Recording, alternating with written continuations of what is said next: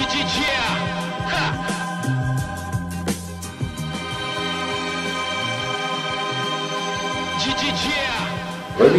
je suis très content d'avoir participé au projet Repère pour le festival Hip Hop Don't Stop pour cette année 2020 à Saint-Martin-d'Hères, à l'Or-Bleu.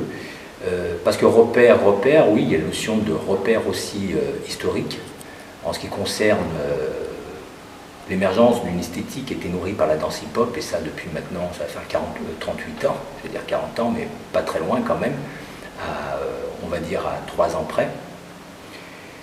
C'est accompagner des jeunes danseurs qui sont en voie de professionnalisation pour la plupart sur un projet de création, mais on est dans un exercice de création qui sera présenté ensuite après en avant-première d'une programmation pour le festival.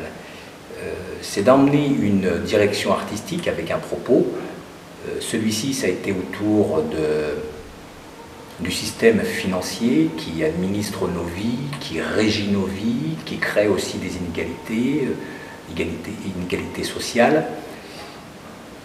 Et c'est de laisser les danseurs et danseuses se l'approprier, déjà l'intégrer dans sa forme chorégraphique, et ensuite, après se l'approprier, c'est être force de proposition pour la suite, c'est-à-dire comment on envisage la suite de cette première partie dans laquelle ils incarnent complètement et à la fois des rôles en tant qu'interprètes, tels que des traders, avec comme ceci leur attaché-caisse, qui sont complètement formatés dans leur circuit.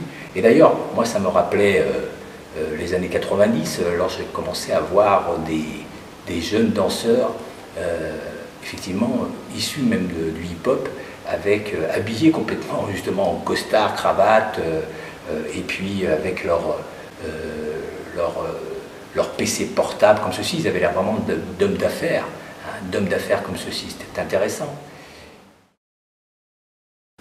Donc oui, l'idée c'était à ce que les danseurs puissent s'approprier cette première partie, cette proposition, et qu'on imagine la suite. Alors je les ai accompagnés un petit peu, je les ai aiguillés sur la suite, dans le sens où l'idée était à ce que ces êtres s'émancipent de ce système-là.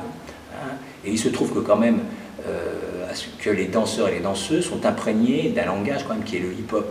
Donc c'est une façon un peu de revenir un peu sur l'essence même quand même de ce langage-là, qui est celui d'une forme aussi de résistance contre cette forme d'oppression, de système, d'enfermement. C'est important pour donner aussi, donner sens aussi à cette énergie-là sur le plateau, et pourquoi on utilise ce vocabulaire-là, pourquoi on utilise ce langage. Et une autre façon aussi d'interroger, en tout cas, enfin, oui, d'interroger ces jeunes futurs danseurs sur ce marché de la création, ce marché de l'art, qui impacte aussi le hip-hop, la danse hip-hop en tout cas, que ce soit dans le fond comme dans la forme. Ça, il faut qu'ils s'en interrogent, parce qu'ils vont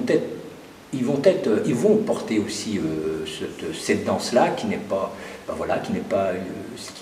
une danse qui a du sens, qui a une véritable racine, qui a une véritable histoire aussi, ne serait-ce que sur l'enjeu de la présence de la danse hip-hop sur la scène chorégraphique française. Voilà, pour raconter quoi, est-ce qu'on est juste pour être dans la danse pour la danse? Est-ce qu'on est juste là pour créer des coquilles vides sans contenu? Voilà, il faut s'interroger aussi, et quand même ils se mettront au service d'un chorégraphe, au service d'une idée d'un chorégraphe. Parce que souvent il y a des chorégraphes qui ne tiennent pas du tout compte finalement de la nature aussi de ce langage-là, et ont plutôt tendance à utiliser l'énergie, la forme, que voir l'intégrer dans un véritable discours chorégraphique. Et ça, c'est très important. Quand on est danseur, on est aussi responsable, même si on est danseur-interprète. D'autant plus quand on est un danseur hip-hop. Il faut savoir que les danseurs hip-hop sont très forts de proposition. Ce sont des interprètes, mais aussi créateurs.